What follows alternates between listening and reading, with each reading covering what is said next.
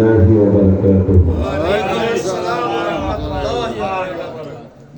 পিছনের পাশে কি বেজার আমার লগে আপনারা কি সওয়ালে কাজটা দিয়েছেন না নাকি না তাহলে আপনি তো দেশের লেগে কাজ সালামের জবাবটা একটু জোরে দেওয়া লাগবে আসসালামু আলাইকুম ওয়া রাহমাতুল্লাহ ওয়া আলাইকুম আসসালাম ওয়া রাহমাতুল্লাহ এই এমনকে কিছু বোঝা যায় না লোকে নিয়ে আছে ঠিক আছে না আলহামদুলিল্লাহ আলহামদুলিল্লাহ নাহমাদুহু ওয়া নাস্তাঈনুহু ওয়া নাস্তাগফিরুহু ওয়া নু'মিনু বিহি ওয়া নাতাওয়াক্কালু আলাইহি ওয়া না'উযু বিল্লাহি মিন শুরুরি আনফুসিনা ওয়া মিন সাইয়্যাতি আ'মালিনা من يهده الله فلا مضل له ومن يضلله فلا هادي له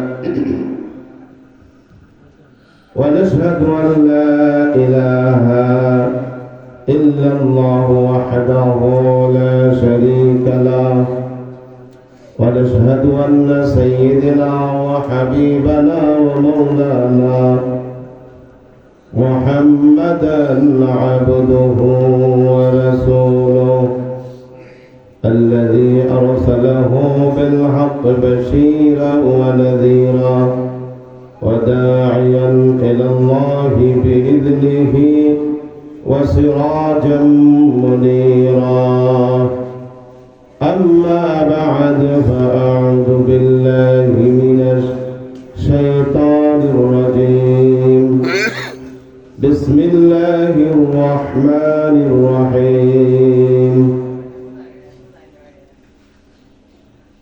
قل إن كنتم تحبون الله فاتبعوني يحببكم الله ويغفر لكم ذنوبكم والله غفور رحيم وقال رسول الله صلى الله عليه وسلم تحفة المؤمن الموت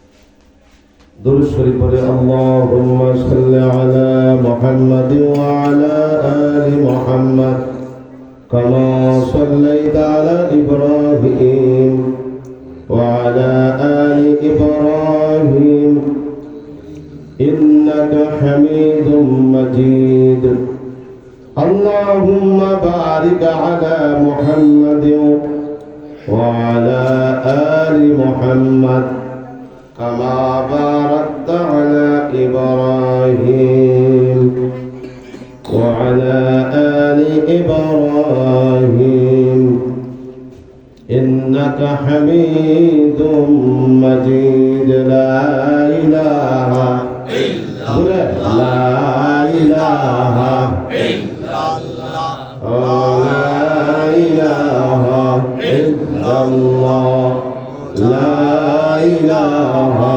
إلا الله لا إله إلا الله لا إله إلا الله لا إله إلا الله لا إله إلا الله لا إله إلا الله محمد رسول الله صلى الله عليه وسلم পশ্চিম সৈয়দগাঁও জামিয়া আরাবিয়া নূরজাহান মহিলা মাদ্রাসার তাফসিরুল কোরআন মাহফিল সম্মানিত সভাপতি সাহেব উপস্থিত হযরত উলামায়ে কেরাম বেরাদুল ইসলাম উপস্থিত আমার এলাকার আমি তো এলাকারই সন্তান কি গল আমার এলাকার বাবাজিরা ভাইরা কচিকাচা বাচ্চারা যুবক ভাইরা পর্দার আড়ালে মা বোনেরা আল্লাহ পাকের দরবারে লাখো কোটি শুকর যে আল্লাহ সুবহানাহু ওয়া তাআলা আমাদেরকে জান্নাতের বাগানে বসার তৌফিক দান করেছেন। সকলে বলেন আলহামদুলিল্লাহ। আপনি আমার মতো বহুত মানুষ হাসপাতালে শুয়ে রয়েছে, আছে না নাই? আল্লাহ কাকে বলে হাসপাতালে গেলে বোঝা যায়। আল্লাহরে ডাকতে ডাকতে সেবরা ধরে কথা কথা করে ময়মনসিংহ মেডিকেল কলেজে যান, রোগীর উপরে রোগী, আর আল্লাহরে ডাক্তার জীবনে নমক শরীরও দেখছে না, আর হাসপাতালে গিয়ে আল্লাহর এই মনটা হাইটা হয়। মাঝে মাঝে আমরা ফোন করে খতিব সাহেব একটু দোয়া করুন, যে কথা ঠিক কিনা? সেই আল্লাহ পাক সুস্থতা দান করে আমাদেরকে যে জান্নাতের বাগানে বসার তৌফিক দিয়েছেন, সুস্থতা নিয়ামত। আল্লাহ রাসূল সাল্লাল্লাহু আলাইহি সাল্লামকে সাহাবায়ে কেরাম জিজ্ঞাসা করছে, ইয়া রাসূলুল্লাহ, আপনি আল্লাহর কাছে কি চান? নবীজি বলেন, আমি আল্লাহর দরবারে সবচাইতে বেশি সুস্থতা চাই। সুবহানাল্লাহ বলেন, আমি সুস্থতা চাই আল্লাহর কাছে। সুস্থতা আল্লাহ পাকের সবচেয়ে বড় নিয়ামত। বাবা অসুস্থ হয়ে যায়, মা অসুস্থ হয়ে যায়, ছেলে অসুস্থ হয়ে যায়, ঘরের বিবি জান অসুস্থ হয়ে যায়, আমরা হাসপাতালে নিয়ে যাই, হুজুরদের কাছে দোয়া চাই, হুজুর দোয়া করবেন, আমার বাবা মনে হয় বাঁচতে পারেও নাও পারে। বাবারে, যারা মুরব্বী হয়ে গেছেন, আমরাও তো মুরব্বীর কাতারে চলে গেছি। যুবক হইলে কি হইব? চুল দাড়ি সব কিছু পেকে গেছে, 40 উপরে বয়স। সুস্থতা থাকা কত বড় নিয়ামত। কিয়ামতের দিন সমস্ত নবীরা যখন ইয়া নাফসি করতে থাকবে, আর মানুষ হয়রান পেরেশান হয়ে যাবে, সূর্য চড়বে মাথার উপরে, মাথার চাঁদে পেটে মগজ গলে গলে কিয়ামতের ময়দানে পড়বে। রব্বিস সামাওয়াতি ওয়াল আরদি ওয়া মা বাইনাহুমার রহমানি লা ইয়ামলিকুনা মিনহু খিতাবা। যুবক বারা, আকাশ আর জমিনের ভিতরে যা কিছু আল্লাহ পাক সৃষ্টি করেছেন, লা ইয়াতাকাল্লামুনা ইল্লা মান আযিনা লাহুর রহমানু ওয়া ক্বালা সাওয়াবা। কিয়ামতের দিন আল্লাহর হুকুম বিধির কেউ একটা কথা বলার সাহস পাবে না। জিবরাইলের মতো ফেরেশতা, মিকাইলের মতো ফেরেশতা, আজরাইলের মতো ফেরেশতা সবাই কাতার বন্দী হয়ে দাঁড়ায় থাকবে। আল্লাহর আযাবের গজবের কথা কোরআনুল কারীমের মধ্যে আল্লাহ বলেছেন যে একটা নবীরা পর্যন্ত রূহ মানে ফেরেশতা, রূহ মানে জিবরাইল। হাদিসের মধ্যে এসেছে রূহ মানে জিবরাইল, রূহ মানে ফেরেশতার দল। এদেরকে বোঝানো হয়েছে কিয়ামতের ময়দানে একজন নবী পর্যন্ত কথা বলার সাহস পাবে না। একজন কথা বলতে পারবে, সেটা কে? আমাদের নবী, আমাদের সকলের নবী। নারে তাকবীর, আল্লাহু আকবার। আমার নবী, তোমার নবী, বিশ্ব নবী মুস্তাফা। আমার নবী, তোমার নবী, যিনি কথা বলতে পারবেন, তিনি ছাড়া কেউ কথা বলতে পারবে না। বিশাল 50,000 বছর দাঁড়ায় থাকতে হবে। 50 আলফা সানা, কিয়ামতের ময়দানে 50,000 বছর দাঁড়ায় থাকতে হবে। এক কদম কেউ হটাইতে পারবে না আল্লাহর হুকুম বেঁধে রেখে। কবরে থাকতে হবে 40,000 বছর। কি নিয়ে যাবেন কবরে? রাজনীতি, সম্পত্তি, টাকা পয়সা, ধন দৌলত, ক্ষমতা, কিছুই যাবে না। সব পড়ে থাকবে, মাটির সাথে মিশে যাবে। আপনার আমি কি, সমস্ত কিছুই মাটির সাথে মিশে যাবে। আল্লাহর রাজত্ব কায়েম হবে, কথা বলার সাহস কেউ পাবে না। লা ইয়াতাকাল্লামুনা ইল্লা মান আযিনা লাহুর রাহমানু ওয়া ক্বালা সাওয়াবা। কিয়ামতের ময়দানে সমস্ত নবীরা পর্যন্ত দাঁড়ায় থাকবে। হাসরবাসীরা কিয়ামতের দিন বাবা আদম আলাইহিস সালামের কাছে যাবে, ছুটাছুটি করবে, দৌড়াদৌড়ি করবে। হাদিসের মধ্যে এসেছেন কিয়ামতের দিন, মুসিবতের দিনে আদম আলাইহিস সালামকে হাসরবাসীরা গিয়া বলবে, আবুল বাশার, আপনি তো আমাদের আদি পিতা, আল্লাহর কাছে আপনি আমাদের জন্য সুপারিশ করেন, কারণ আমাদের সুপারিশ করার মতো আমাদের কোনো ক্ষমতা নাই। আদম আলাইহিস সালাম বলবেন, হাসরবাসীরা আল্লাহর সাথে কথা বলার সাহস কারো নাই, আমারও নাই, কারণ আমি আল্লাহর কাছে আমারও একটা ভুল ত্রুটি আছে। আল্লাহ বলেছিল জান্নাতের ভিতরে আমাকে জায়গা দিয়েছিল, সেই জান্নাতের ফল আমি শয়তানের ওয়াসওয়াসায় পড়ে আমি খেয়ে ফেলছিলাম। আল্লাহর হুকুম, এই হুকুমটা আমি অমান্য করেছি। সেই আল্লাহ আমাকে জান্নাত থেকে বের করে দিছে, আমি জান্নাত থেকে বের হয়ে দুনিয়াতে আসলাম। শুধু আমি আসি না তাই নয়, একটা অপরাধের কারণে আমি 350 বছর কান্নাকাটি করেছি। একটা অপরাধের কারণে কত বছর কাঁদছে? 350 বছর। সময় পাইলে ইনশাআল্লাহ কথা বলবো, থাকবেন তো আপনারা? প্রধান বক্তা আছে তো, আর 2 জন আছে না? আর 2 জন রয়েছে। আমি তো এলাকার কিছু হাদিস কোরআন থেকে কিছু কথা বলবো, আপনারা দেন ধরে শুনেন, আমল তৈরি করার জন্য।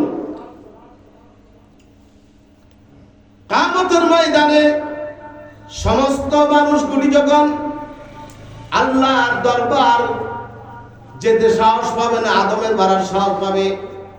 আদম আলাইহিস সালাম বলবে না, আল্লাহর দরবারে আমি একটা গুনার কারণে, একটা অপরাধের কারণে আমি যেতে পারবো না। শর্মিন্দা হয়ে আল্লাহর দরবারে যাবে না।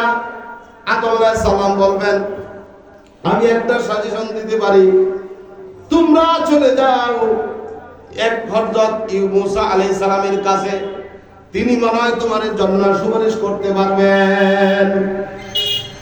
তিনি কি করবেন? সুপারিশ করতে পারবেন। আমি পারতাম না। সমস্ত হাসরবাসীরা যখন হযরত আদম আলাইহিস সালামের কাছে যখন যাওয়ার পর তিনি এই কথা বলবেন, সমস্ত হাসরবাসীরা হযরত মুসা আলাইহিস সালামের কাছে যাবে।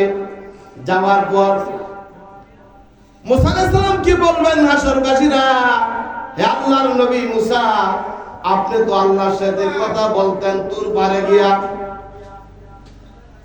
আপনি দূর পারে গিয়া কথা বলতেন, আল্লাহর সাথে কথা বলতেন। আপনার কাছে যদি আমরা আজকে মুসিবতের দিন আল্লাহর কাছে সুপারিশ করেন, আল্লাহ যেন আমাদেরকে আজকে মাফ করে দেয়। মুসা আলাইহিস সালাম সমস্ত হাসরবাসীদেরকে বলবেন, হাসরবাসীরা, আজকে আমারও তো একটু ভুল ত্রুটি থাকতে পারে, আমার একটু ভুল ত্রুটি থাকতে পারে, কারণ মুসা আলাইহিস সালামের, আমি মুসা আলাইহিস সালাম ফেরাউনের এক লোকটাকে শাসন করার জন্য তাত্তাপ মারছিলাম। কথাগুলি শুনেন। ফেরাউনের একটা লোককে শাসন করার জন্য নবীদের হাতের তাপ্পর মানে আসমান ভাঙ্গে ভরে যাওয়া, নবীদের একটা হাতের তাপ্পর গায়া লোকটা মারা গেল। মুসা আলাইহিস সালাম এই দেশ ছাড়িয়ে পলায়ন করলেন। আল্লাহ যদি ধরে আমি এই অপরাধের কারণে আল্লাহর দরবারে সুপারিশ করতে পারবো না, তবে আমি একটা ঠিকানা দিতে পারি, তোমাদেরকে সাজেশন দিতে পারি। সেই সাজেশন হইল তোমরা চলে যাও হযরত ইব্রাহিম নবীর কাছে, আমাদের জাতির পিতা ইব্রাহিম আলাইহিস সালাতু ওয়াস সালামের কাছে চলে যাও। সমস্ত হাসরবাসীরা চলে যাবে হযরত ইব্রাহিম আলাইহিস সালামের কাছে।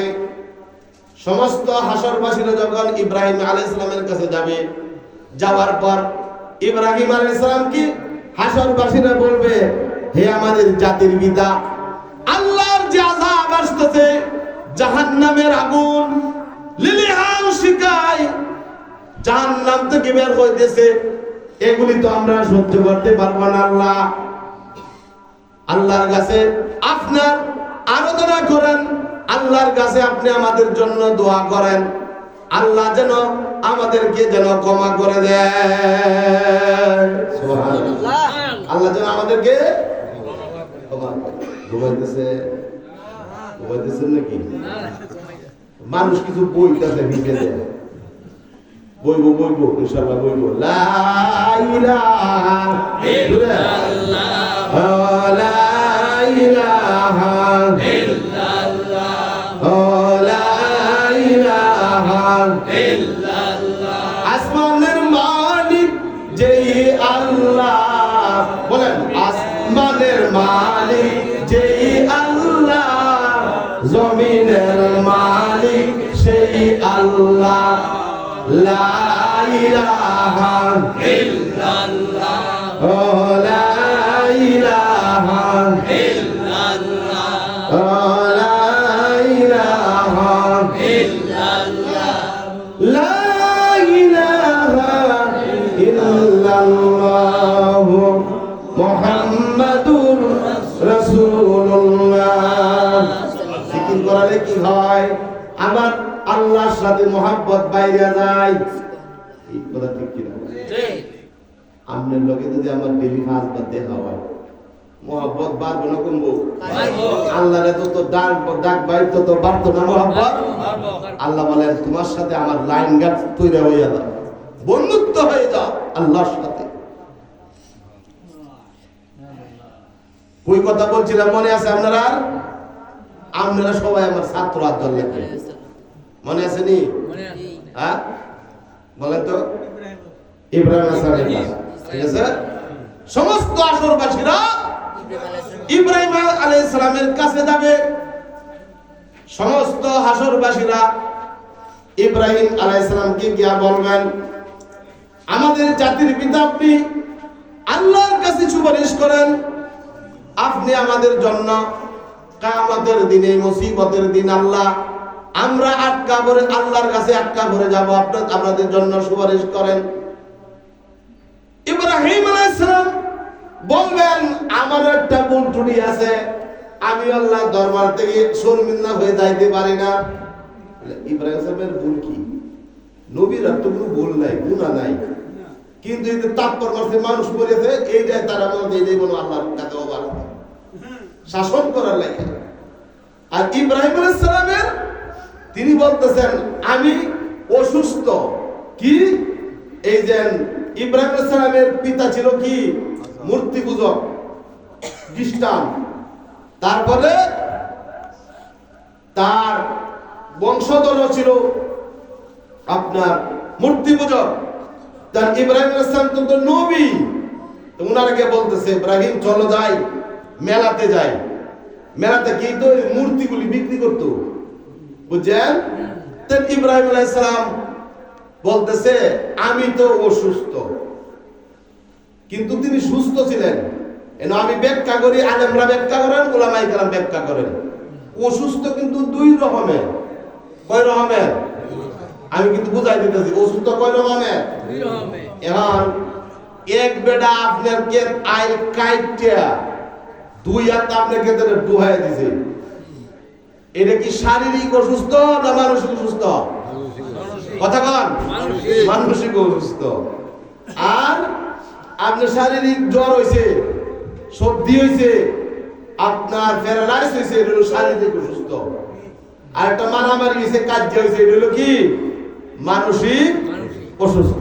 ইব্রাহিম আলাইহিস সালাম বলেন আমি অসুস্থ, তো এটা হলো শারীরিক অসুস্থ না, এটা হলো মানসিক অসুস্থ। কথা বোঝাইছে যে আমি এই মূর্তি পূজার পক্ষে আমি না, আমি তো মূর্তি পূজা ধ্বংস করতে এসেছি, আমি তো মূর্তি পূজা করতে আসি নাই, আমি মূর্তি পূজা ধ্বংস করতে এসেছি, তা আমি যাইতে পারবো না। তাহলে কি মিথ্যা কথা হইল? কথা বল। আপনার একটা বন্ধু বাড়িতে ধরেন তার ওয়াইফের লগে খুব ঝগড়া হয়েছে, ধরাধরি হয়েছে, আপনি বললেন বেড়া নান্দা দেয় গিয়া, তো শরীরে শৈলে আপনি দেখবেন বারুতে লান জ্বলে উঠছে, জায়গা তুই আমি যাইতাম না, বলতো নাকি ঘিরে তুই আমার লগে ব্যবহারটা করলে কেন, বলে আমার মন ভালো না আমি যাইতাম না, তুই যা। বাড়িতে সমস্যা, পারিবারিক সমস্যা।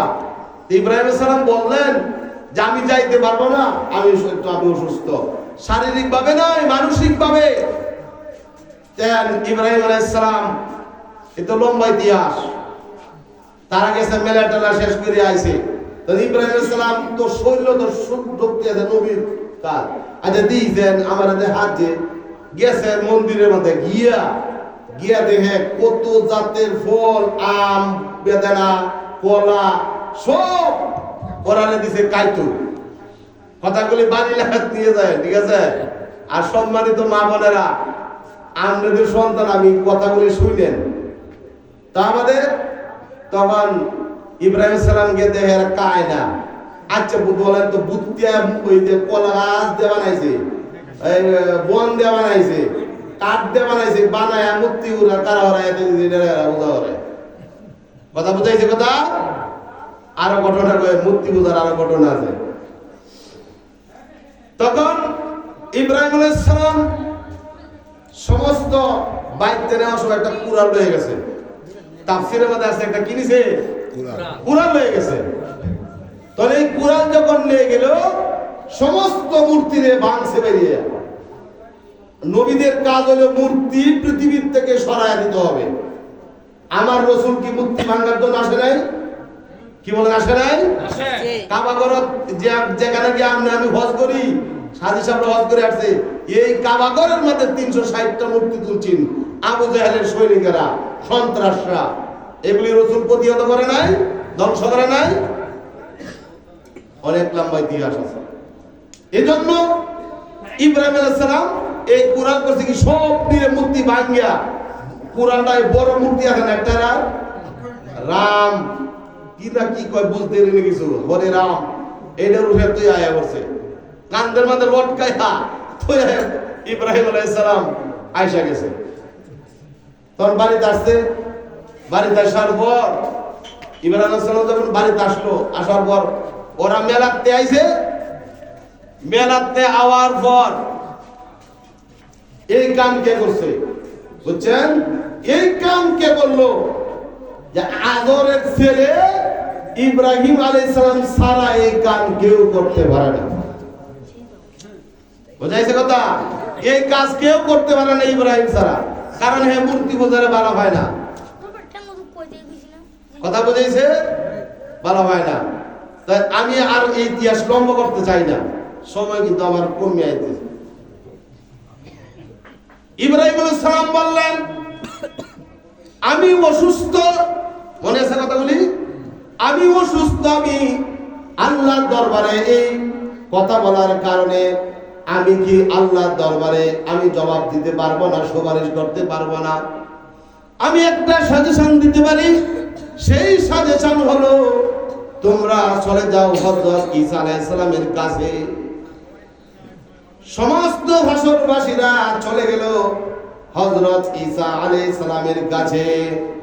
ঈসা আলাইহিস সালামের কাছে যাওয়ার পর আল্লাহর বান্দারা সমস্ত হাসরবাসীরা যখন ঈসা আলাইহিস সালামের কাছে যখন গেল, যাওয়ার পর ঈসা আলাইহিস সালাম বললেন আমার দ্বারা সম্ভব না, কারণ পৃথিবীর সমস্ত খ্রিস্টানেরা আমাকে আল্লাহর ছেলে বলেছে। এই জন্য এই শর্মিন্দা হয়ে আমি আল্লাহর দরবারে যাইতে পারবো না, কারণ আল্লাহ পাকের কুল হুয়াল্লাহু আহাদ আল্লাহুস সামাদ লাম ইয়ালিদ ওয়া লাম ইউলাদ ওয়া লাম ইয়াকুল লাহু কুফুয়ান আহাদ। হে রাসূল, আপনি বলেন আল্লাহ এক এবং একক, আল্লাহ এক এবং একক, আল্লাহুস সামাদ, তিনি কারো মুখাপেক্ষী না। আল্লাহ কারো কাছ থেকে দাঁড় নিয়ে আনে না, আল্লাহ থেকে আমরা আনি, আল্লাহ আমরা দেয়, আল্লাহ কারো মুখাপেক্ষী না। লাম ইয়ালিদ ওয়া লাম ইউলাদ, আল্লাহ কাউকে জন্ম দেয় নাই, আর আল্লাহকে কেউ জন্ম দেয় নাই। আকাশ আর জমিনে আল্লাহর সমকক্ষ আর কেউ নাই। জোরে বলেন সুবহানাল্লাহ। এটা সূরা ইখলাস সেরুকে এই হলো ইখলাস থাকতে হবে। ঈসা আলাইহিস সালাম বললেন আমার দ্বারা সম্ভব নাই, কিয়ামতের ময়দানে আল্লাহর দরবারে কথা বলতে পারবো না। আমি একটা সাজেশন দিতে পারি, একটাই, এই হাসরের ময়দানে কথা বলার কোন নবীর সাহস শক্তি নাই, তোমরা চলে যাও। আখিরি নবী, আকাই নামদারে তাজিদের মদিনা, বিশ্ব নবী, সাইয়্যিদুল মুরসালিন, সাইয়্যিদুল আম্বিয়া, খাতাবুন নবিয়্যিন, রাহমাতাল লিল আলামিন, বিশ্ব নবী মুহাম্মদুর রাসূলুল্লাহ সাল্লাল্লাহু আলাইহি সাল্লামের কাছে চলে যাও। সমস্ত আসরবাসীরা, সমস্ত আসরবাসীরা আমাদের আখির নবীর কাছে যাবে, গিয়া দেখবেন নবীজি মাকামে মাহমুদে সিজদা করে কাঁদতেছে, ইয়া রাব্বি হাবলি ইয়া উম্মতি, উম্মতি উম্মতি বলে কাঁদতেছে। জন্ম নিয়ে কান্দে নবী, উম্মতি উম্মতি আমার উম্মতের হবে কি গতি। ৬৩ বছর কাঁদছে নবী দুনিয়ায়, আজ শুয়া শুয়া কান্দেন মদিনায়।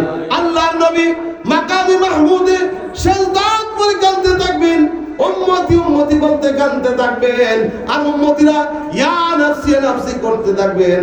আল্লাহ বলবেন নবী গো, আজকে তো আপনার কান্দার দিন না, আজকে তো আপনাকে আমি হুকুম দিলাম, আজকে কান্দার দিন না। আল্লাহ নবী বলবেন আল্লাহ গো, আমার উহুদের ময়দানের